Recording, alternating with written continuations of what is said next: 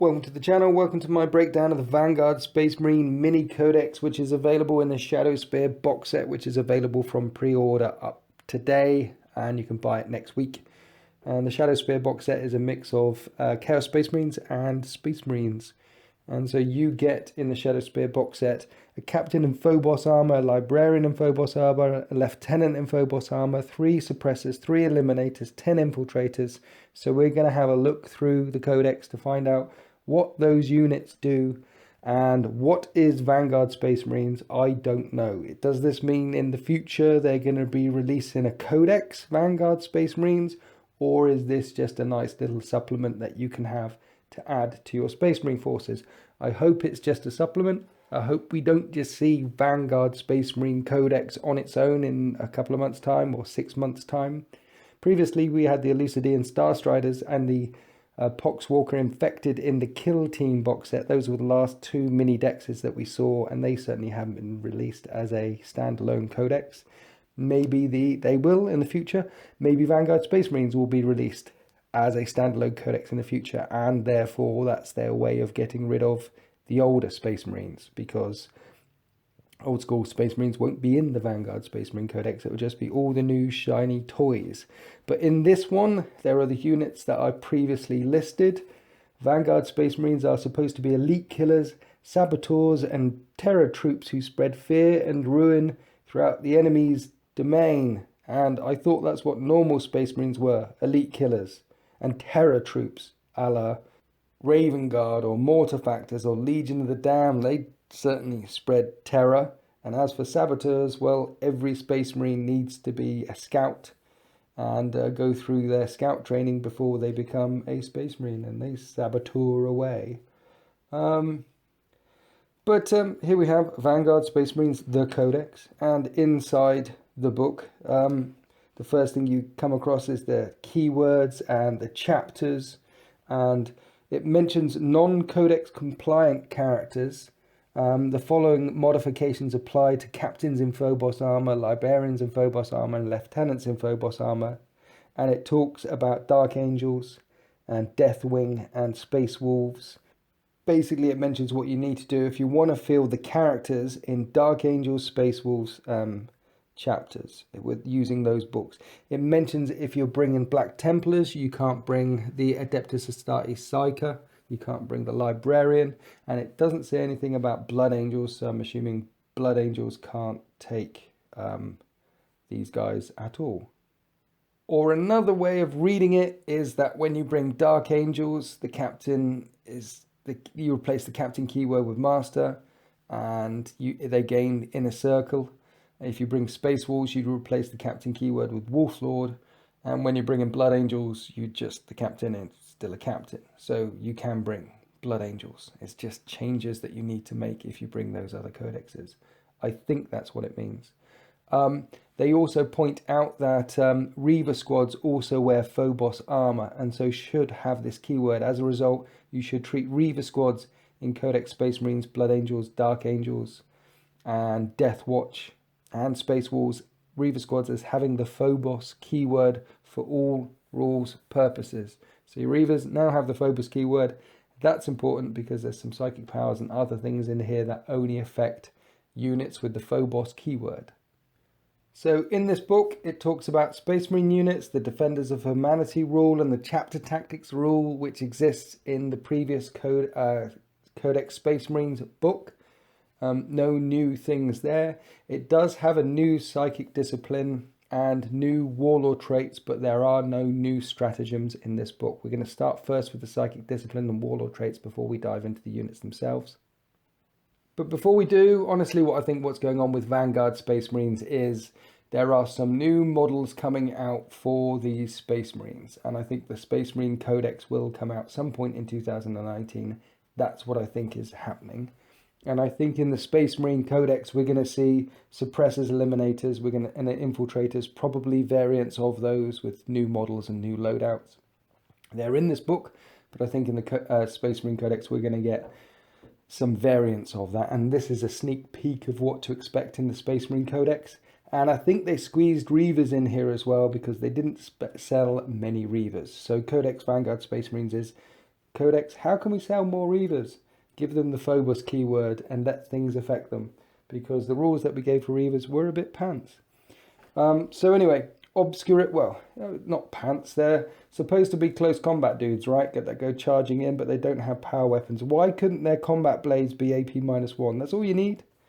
Or give them an ability that when they charge, they get +1 strength or something. I don't know. Anyway, Obscuration Discipline, the new discipline in the Vanguard Space Marine mini decks. The first one, it's called Shrouding, has a warp charge value of 6, and if manifested, select a friendly Adeptus Astartes Phobos unit within 18 inches of the Psyker. And until the start of your next psychic phase, enemy models can only shoot this unit if it's the closest target that is visible to them. So for a warp charge value of 6, you can put Cloud of Flies on a Phobos unit. This is, as we can see, this is the Phobos keyword kicking in here. And many of the units in this book have the Phobos keyword and the hashtag let's sell some more Reavers. Scryer's Gaze. Scryer's Gaze has a warp charge value of 6. If manifested, select a friendly Adeptus Astartes Phobos unit within 18 inches of the Psyker. Until the start of your next psychic phase, you can re-roll failed hit rolls for attacks made for that unit's ranged weapons, and enemy models do not receive the benefit of cover to their saving throws against range attacks made by that unit. So both of these psychic powers, Shrouding, where you can't shoot at them unless they're the closest, and Scryer's Gaze, where you can re-roll attacks made for that unit's ranged weapons, both of these abilities would have been perfect to put on the Suppressor Squad, and the Suppressor Squad are the jumpy dudes with the massive auto cannon that you see floating around in most of the pictures that are in the derpy pose. Rather than in action man pose, they've got them in legs spread wide pose. I actually quite like the suppressors. I think they're gonna work well, particularly in Primaris only armies, but we'll get to that. However, these two abilities would have worked really well on suppressors, not being able to shoot them and re-rolling to hit. However, the suppressors don't have the Phobos keyword. The Eliminator Squads, the Infiltrator Squads have the Phobos keyword. Suppressors don't, which is a real shame. Instead of having bouncy legs so they can move around all over the place, why not just give them the Phobos armor? Anyway, Temporal Corridor. Temporal Corridor is a warp charge value of 6. If manifested, select a friendly Adeptus Astartes Phobos unit within 3 inches of the Psyker. That unit can immediately move as if it were the movement phase. It cannot fall back as part of this move and must advance. So you can move, you must advance, and when rolling to see how far this unit advances, roll 3d6 and discard the 2 lowest results. You cannot use a Temporal Corridor on a unit more than once per psychic phase. So basically, Temporal Corridors are a way of moving Phobos units very, very quickly. You have to be within 3 inches of the Psyker, and it's after the movement phase. So you're going to move something, and then they're going to be close to a Psyker, and then suddenly they're moving and advancing really quickly. It's like a rapid redeployment. It's like something that the guard can do for free with move, but suddenly that you've got to do psychic powers on Space Marines on. Anyway, that one, Temporal Corridor, not great. Shrouding and Scryer's Gaze, the two I've mentioned before, would have been great if you could have put on the suppressors. I'm not better. Let's move on. Hallucination has a warp charge value of 6. If manifested, select an enemy unit within 18 inches and visible to the Psyker. Until the start of your next psychic phase, subtract 1 from that unit's leadership characteristics, which isn't great, so, -1, so what? But in addition, your opponent must roll 2d6, and if the result is greater than that unit's leadership characteristics, subtract 1 from hit rolls made for that unit until the start of your next psychic phase. So it sounds nice, only a warp charge value of 6, range 18 inches, and a chance for your opponent to pick a unit and that unit suddenly shoots at hit roll -1, suddenly shoots at 1 less. It sounds nice. However, your opponent is rolling the 2d6, so they could spend a command point to make sure it rolls below their leadership if they need to. If you were rolling the 2d6 to make sure that they were shooting at -1 to hit, what you could do is you roll your 2d6, and if you exceed it, great, they've got nothing they can do about it. If you don't exceed it, then you can command point reroll to make sure that you exceed it and that they're at -1 to hit. Gives you the power to hallucinate them and makes it more likely. but giving them the ability to roll those 2 dice means it's less likely, because they have the ability to re-roll one of the dice with a command point. And particularly if it's in a really shooty unit that they want to really shoot with, such as a Imperial Knight or something like that, or Chaos Knight, then it doesn't make it as powerful as it potentially could have been. Number 5, Tenebrous Curse, or Tenebrous Curse, has a warp charge value of 6. If manifested, select an enemy unit that cannot fly and is visible and within 18 inches of the Psyker. That unit suffers a mortal wound. In addition, until the start of your next psychic phase, half that unit's move characteristics and the result of any advance or charge rolls made for it. So mortal wound on a flyer and half in its move. That's okay. Or a unit of Shining Spears, or something that's very assaulty and that can fly. I don't know if Shining Spears are very assaulty, but a unit that's very assaulty and fly, halving the unit's move characteristics and the results of any advance or charge is nice. But again, this is a very specific ability. It would work on Wraiths as well, I guess. They can fly. But it's very specific. So you're going up against Tau. When a Tau, we're going to charge you. So you're going up against Tyranids. There's not very many Tyranid things that advance and charge, except for maybe Winged Hive Tyrants, and that's just one thing. So that's a bit bespoke. So Hallucination, not so great. Tenebrous Curse, not so great. Temporal Corridor, the ability to move again, not so great. Mind Raid is the last psychic power. Has a warp charge value of 6 if manifested. Selecting an enemy model within 18 inches of and visible to the Psyker. That model suffers a mortal wound. If your army is battleforged and the model you chose was a character, you can then roll 3d6, and if the result is equal or higher than that model's leadership characteristic, you gain a command point. This one is nice. So basically 18-inch range. If it's a character and you make them lose a wound on 3d6, beat their leadership, gain a command point. That's nice. You get command point. Very nice, just for hurting a character. However, situational. You might go up against an army with only a couple of characters in it, just a battalion. Those characters might be staying at the back, and you might not ever be able to get a command point off. Some armies have more characters in them coming right up in your grill. I'm thinking Orcs. I'm thinking Tyranids. Assaulty armies, probably right up in your face, and there might be the opportunity to get a couple of command points off of them using the Mind Raid ability.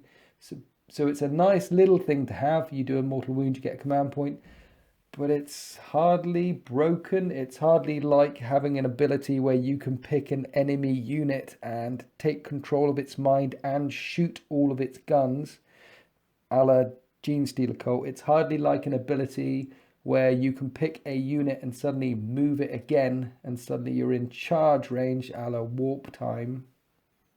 Or it's certainly not even as useful as the standard Eldar abilities such as Doom or Guide, which are just very, very good, very basic abilities. So basically the best ones in here are Shrouding, the one that allows you to chuck on a unit so it can't be shot at unless it's the closest thing, and the one that allows you to re-roll hit rolls for attacks made with that unit. So range weapons, which is Scryer's Gaze. So that's the Obscuration Discipline. Right now we're on to the Warlord Traits. Shoot and Fade. Number 1, immediately after making a shooting attack, apart from when firing Overwatch, your Warlord can move as if it were the movement phase. If it does, it must advance as part of this move. It's kind of a nice Warlord trait actually, particularly if you have the Captain and Phobos armor with its master-crafted Instigator Bolt Carbine, the ability to move out from a piece of cover and then shoot a gun, and then duck back into a piece of cover after it's shot. It's quite a nice little ability, but again, situational. It's not game-breaking, and it's nice, and it's narrative, but it's not the most powerful Warlord trait in the world, is it?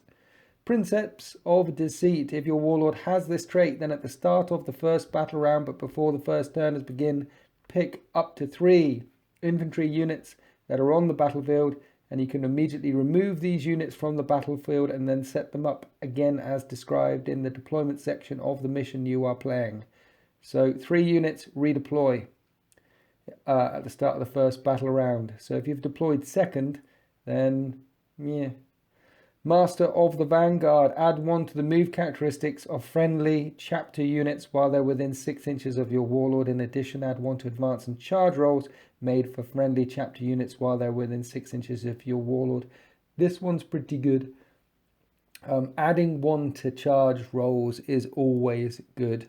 And if you've got assault-based units, because it does just affect chapter units, assault-based units, Terminators, Vanguard, their vets, things like that. Adding 1 to charge, rolls anywhere in 40k is a powerful tool. You can build tactics around that one. Maybe in the future we're going to see some assault-based Vanguard Space Marines or some different loadouts for the Reavers or assault-based aggressors, and having an ability where they're stood next to a character that gives them +1 to move and +1 to charge.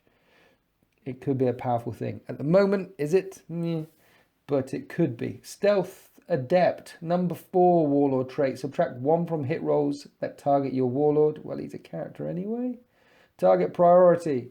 Instead of shooting with your Warlord, in your shooting phase, you can select 1 friendly chapter unit within 3 inches of it and 1 enemy unit that's visible to him. And until the end of the phase, add 1 to hit rolls for attacks made by that friendly unit that target that enemy unit. That's quite nice. You could pick a Predator, which is within 3 inches of your Warlord, and then pick an enemy Mauler Fiend, Rhino, whatever, on the other side of the battlefield grid and say, shoot that. And suddenly the Predator's hitting on 2s instead of 3s. And if your Warlord is a Captain, you'll be hitting on 2s, re-rolling 1s, shooting all the way across the battlefield, so long as you can see the enemy unit. That one's pretty good. Target priority. I like it.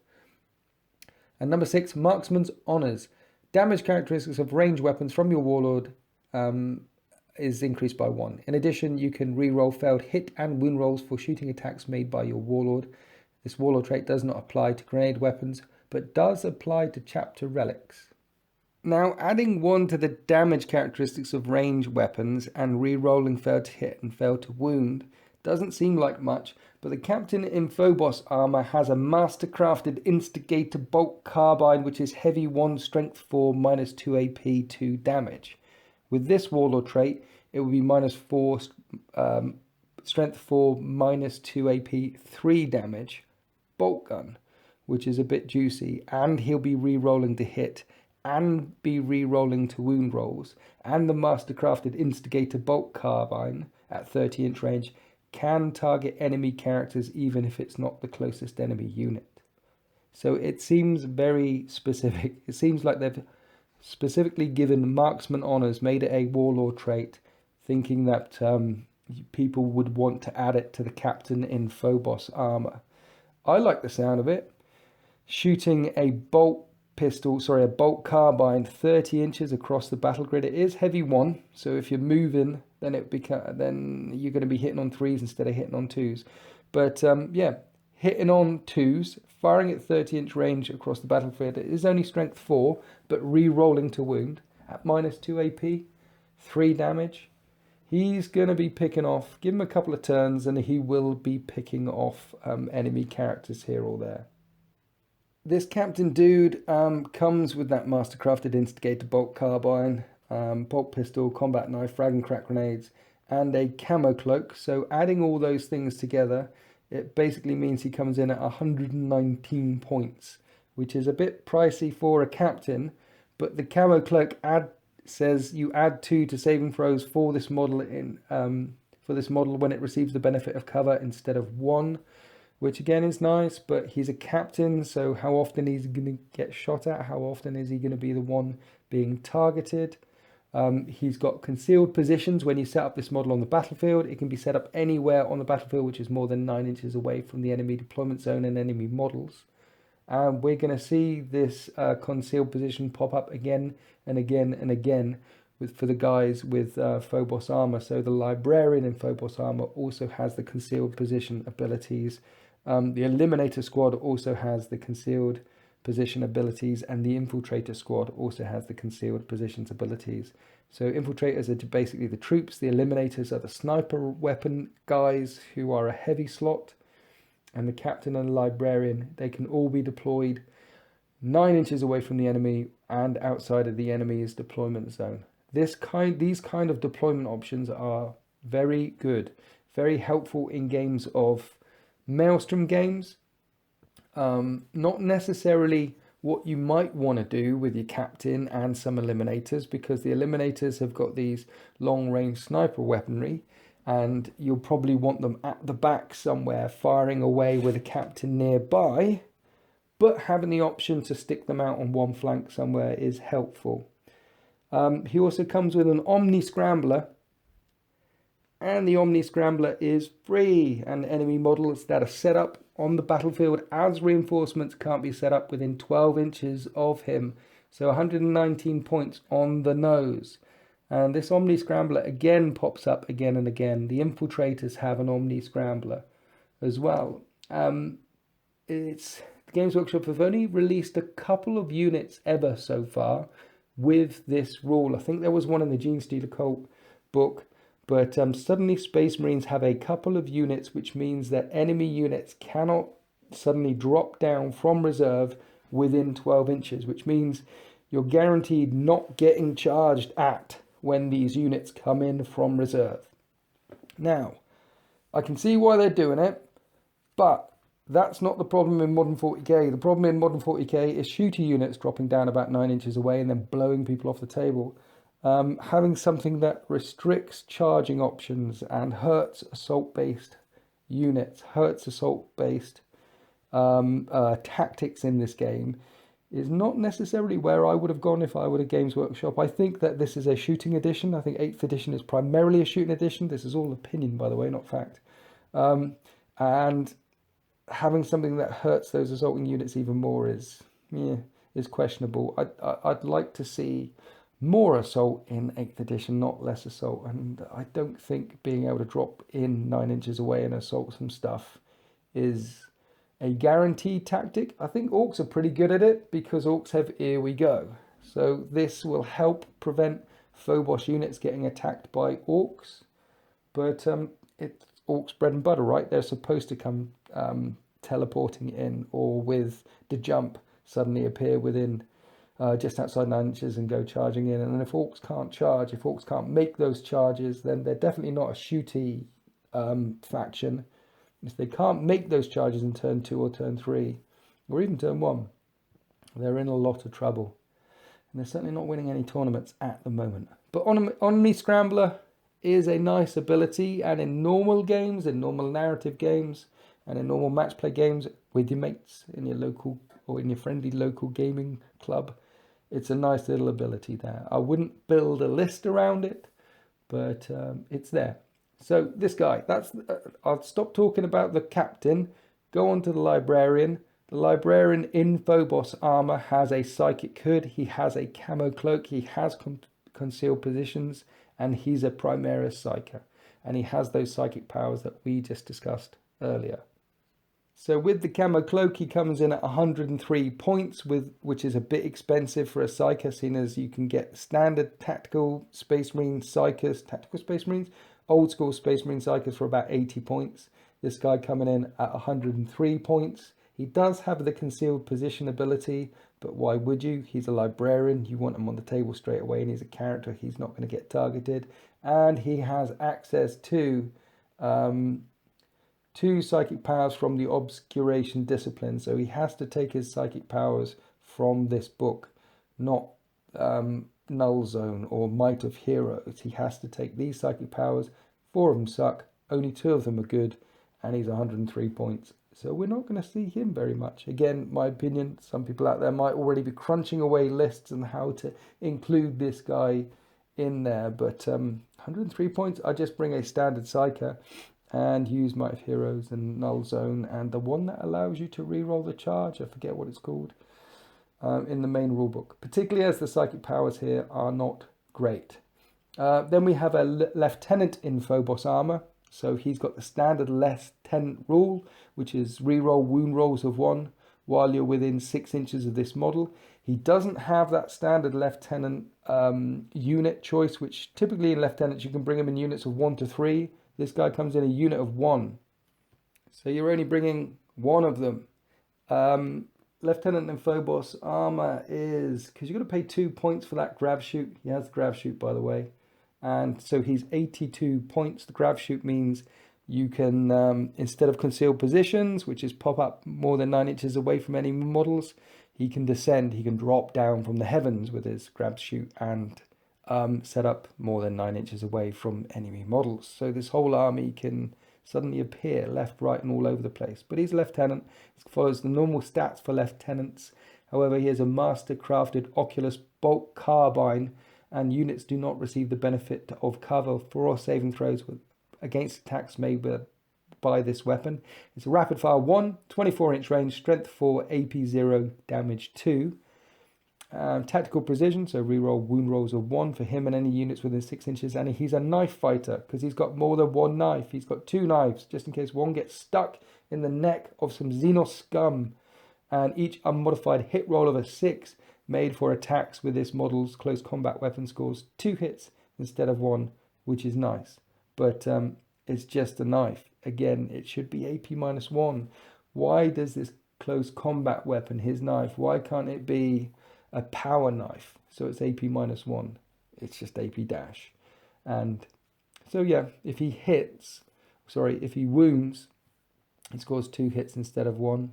Oh no, hits. If he hits, he scores 2 hits instead of 1. But why couldn't it be AP -1? I do like the fact he's got 2 knives though, just in case he loses one. Infiltrator squads. Infiltrators are the new troops. They come in units of 5, and you can add up to 5 more. So units of 5 to 10. And you can add an Infiltrator Helix Adept. If you bring a unit of 5, it's 1 Infiltrator Sergeant and 4 Infiltrators.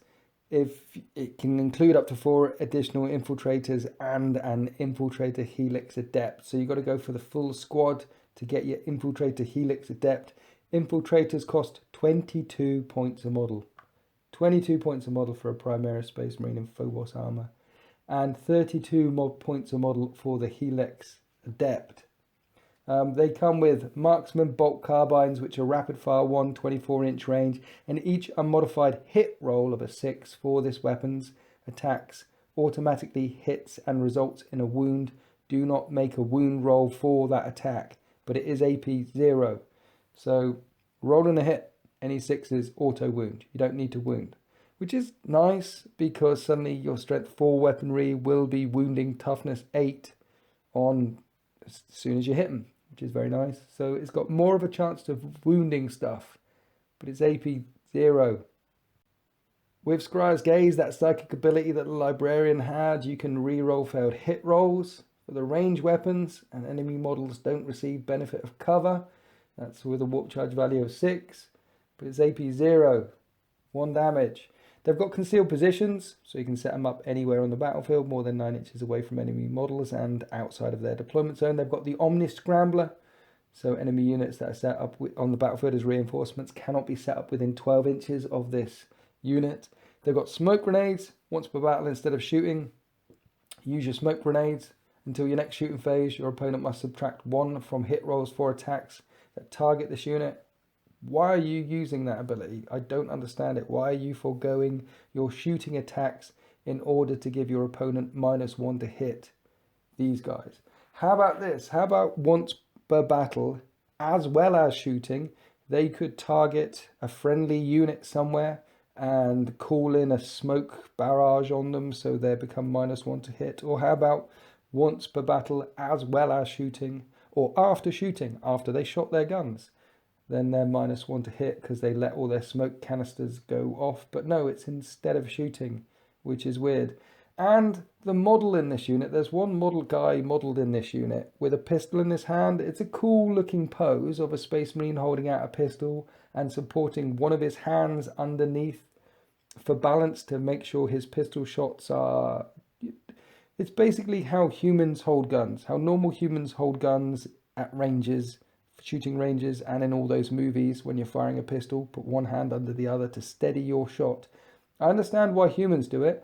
I don't understand why a Space Marine would ever want to do it, because he's not really human, he's transhuman. Why would his hand be shaking in any way, shape or form? He's a Space Marine. More than that, he's a Primaris Space Marine, he's a special Space Marine. His hand isn't shaking. He can fire that bolt pistol with just as much accuracy at a target 10 feet away than he can at 100 feet away. Doesn't need to hold his own hand. That little touch, that annoys me. I guess they just did it for cool. It looks cool. Rule of cool, it looks cool. I just need to swallow that one. Helix Adept. You can get a Helix Adept in the Infiltrator Squad. And at the end of your movement phase, an Infiltrator Helix Adept can attempt to heal or revive one model from its unit, which is nice because they cost 22 points each. So you need to. If the Infiltrator Helix Adept's unit contains a wounded model, that model regains 1 wound. If the unit contains no wounded models, but one or more of its models have been slain during the battlefield battle, roll a d6. On a 5+1 slain model is returned to the unit with 1 wound remaining. If the Infiltrator Helix Adept failed to revive the model, he can't shoot. So, yeah, maybe that's why they cost 22 points a pop, because this guy can put wounds back on one or pick one up. But he costs 32 points each, and Necrons do it for free. Or why wouldn't you just put an Apothecary there? Or why would you bring these guys? Yes, they wound automatically on 6s, but they're basically Space Marines, right? They're basic. I mean, an Intercessor is 17 points, and their shots are AP -1 at 30-inch range. And these guys are 22 points for AP 0 at 24 range. Are you bringing them along because you can drop them in with their concealed positions anywhere on the battlefield? Are you bringing these guys along for their Omni-Scramblers so enemy units can't set up within 12 inches of them? But let's say you bring 2 units of these guys to screen to make sure your opponent can't set up enemy units within 12 inches of them. Then it's turn 1. What does your opponent do? Your opponent picks on these guys, shoots them, kills them, gets rid of them, so that Omni-Scrambler ability is suddenly gone because they're gone. Maybe. Unless you tuck them in the way outside of line of sight somewhere. Maybe I'm missing something here. Maybe a couple of units of 5 of these guys hidden in line of sight in a building, tucked away so they can't get targeted. Would be a 12-inch range, stop enemy units dropping in. So that's a 24-inch range bubble where enemy units can't drop in. And if you had 2 units of 5, mind you, 2 units of 5 would be 220 points for that. I need to think about that one. Need to play them. Right, suppressors. Let's go on to suppressors. They're the guys with the big accelerator autocannons that look like they're compensating for something. Now, suppressors with the big accelerator autocannons are 33 points, which is interesting, which I think is about the right point cost, because let's not forget our favourite jumpy dudes, intercessors, the guys with the twin assault bolters. They're 45 points a pop, and you get 6 shots out of them at strength 5, AP -1. So they're very, very good at horde clearing, jumpy dudes, and they're very good against light armor.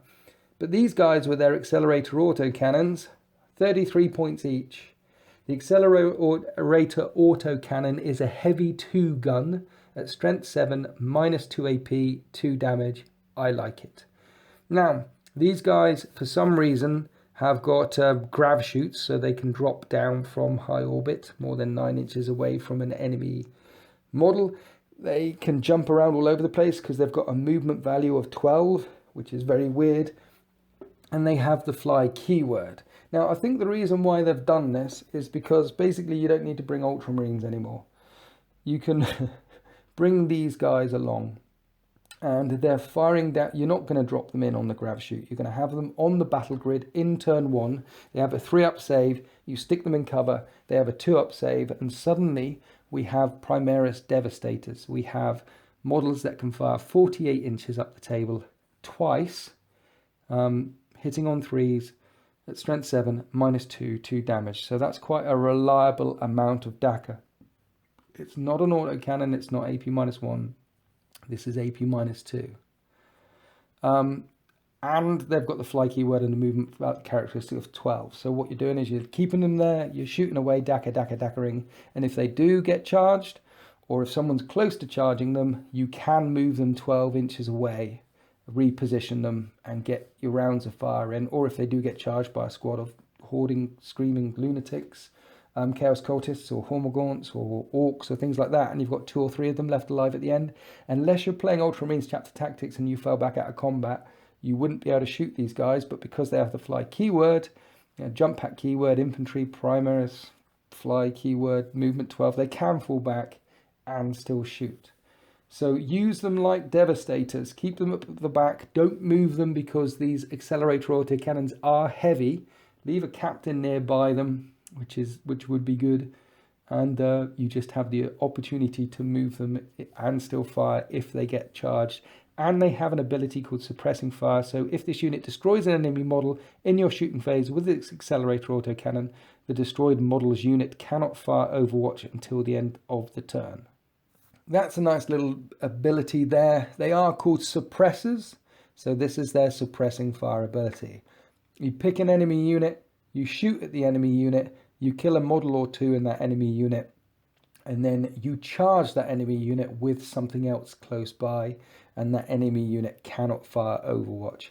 It'll be more effective against Tau, obviously, because Tau, and it will be more effective if you have something choppy in your army that can take advantage of the suppressing fire ability. At the moment, we don't really have anything like that in the Primaris. All the Primaris units are typically not very choppy. Probably we're going to see something when the new Codex drops. If the new it will drop. It's going to drop. So I quite like them. Use them as devastators and just use that fly keyword to move them once they get charged or once the enemy gets close. And at 33 points each, that's not bad. They do come in units of 3. So it contains a suppressor sergeant and 2 suppressors. It would be nicer if you could get them in units of 6 or larger units, because it is a fast attack slot. So maybe 3 units of these guys jumping around, or not jumping around. 3 units of the 3 with their accelerator autocannons in the backfield throwing down a lot of DACA. And then 3 units of jumpy dudes with their assault bolters as well. Suddenly you've got 6 fast attack units. That's a lot of pressure. That's a lot of DACA. Then don't worry about the infiltrators. Add on intercessors. And suddenly you've got a very DACA-y Primaris force. And then sprinkle in scouts as well, because scouts are still awesome. Eliminator Squad. The Eliminators come up next. They come in squads of 3 as well. There's 3 in this box, along with the 3 suppressors. And these are your Sniper Space Marines. With the camo cloak and the bolt sniper rifle, these guys are 24 points. 24 points a model. But the camo cloaks do give them +2 to their saving throws in cover instead of +1. So when these guys are in cover, essentially they're getting a 1-up cover save. So they should be relatively resilient. And they do have that Phobos keyword, so you can put Scryer's Gaze on them, so you can reroll hit rolls for attacks made by this unit's ranged weapons. And their executioner, their bolt sniper rifles are quite nice. Now they're heavy 1-shots, so 5 of these guys are only chucking out 5 shots,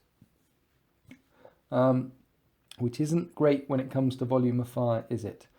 But it is 36-inch range. So that's nice. And there's 2 types of firepower. The execution round is strength 4 -2 D3 damage a time. Strength 4 not so great. D3 damage a time at -2, pretty good. This is a good infantry or character killer. These bolt sniper rifles can target characters even if they're not the closest enemy unit. And when you make a wound roll of a 6, it inflicts a mortal wound in addition to normal damage. So they're character slayers. They're sniper rifles, 36-inch range, targeting characters, -2 AP, D3 damage a time, and on 6s to wound, that's a mortal wound in addition. Or you can fire the mortis rounds. They can still target characters, but instead of -2, it's -1 AP, and instead of D3 damage, it's 1 damage. And this weapon can target units that are not visible to the firer. Add 2 to hit rolls made for this weapon. Units do not receive the benefit of cover to their saving throws against attacks made by this weapon. So one of the typical ways of ignoring or avoiding sniper weaponry, as anyone who's ever played a Vindicare assassin will know, your opponents will just put their characters behind rhinos. Or put their characters behind a large line of sight blocking terrain. So if you're fighting against a battalion and there's 2 characters in it, your Vindicare is probably not shooting at any of those characters for the entire game because your opponent knows what they're doing and they just hide the characters. Well, these mortis rounds at 36-inch range can fire at targets that are not visible to the firer, and they add 2 to hit rolls made for this weapon. So these eliminators will be hitting on 2s. And even if your opponent has a -1 to hit, they'll still be hitting on 2s with mortis rounds. And they can target characters. They are -1, 1 damage each. Then there's the hyperfrag round, which is heavy. All these shots, by the way, are heavy. Heavy 1, heavy 1. And then the hyperfrag round is a heavy D3 at strength 4, 1 damage. So instead of heavy 1, if you're just shooting at normal units, normal horde units, normal infantry units, you're going to be firing the hyperfrag round, which is heavy D3, strength 4, AP 0, 1 damage. They have camo cloaks, they have concealed positions, one more time. That's the Eliminator Squad. 24 points a pop, was it? Yeah, 24 points a pop because of the camo cloak and the bolt sniper rifle.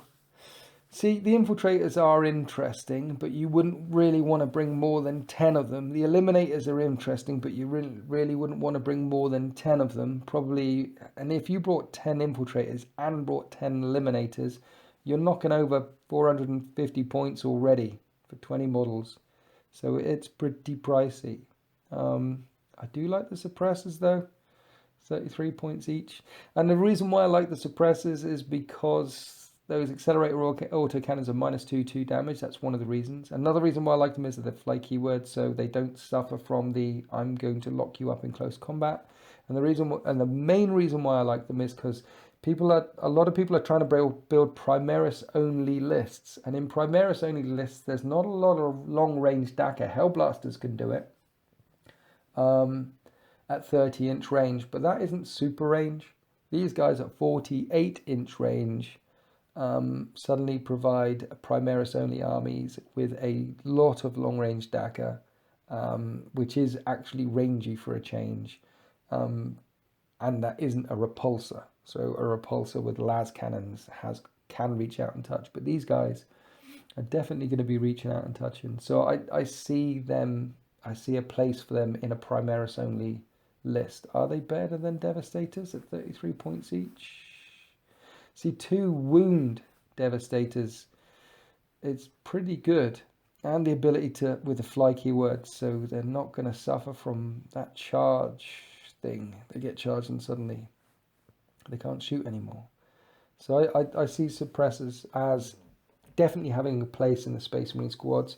Not sure about the other units in this book. Not sure about the Vanguard Librarian Discipline either, the Obscuration Discipline either.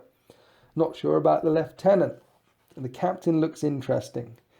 Basically, the only thing in this book that really interests me is those suppressors. And it's unfortunate that they look that derpy. Why couldn't they put them in complete action poses? Like one stood with one leg up on a rock, just firing down and firing down. I get the fact that they've got bouncy feet and can run around 12 inches all over the place, but it doesn't mean that they're floating through the air bouncing all the time. They bounce down, they find a position, they get into their action man pose, they throw off a lot of DACA, then they bounce on again. They could have been looking a little bit less derpy. Particularly as the Chaos Space Marines in the Shadowspear box set, the new sculpts look pretty epic. Anyway, that's my review. That's my breakdown. That's my rant. I did rant quite a bit in that one, didn't I? I'm sorry about that. Vanguard Space Marines available in the Shadowspear box set, which is available on pre-order now, up for sale next week. Thanks for listening. Happy wargaming.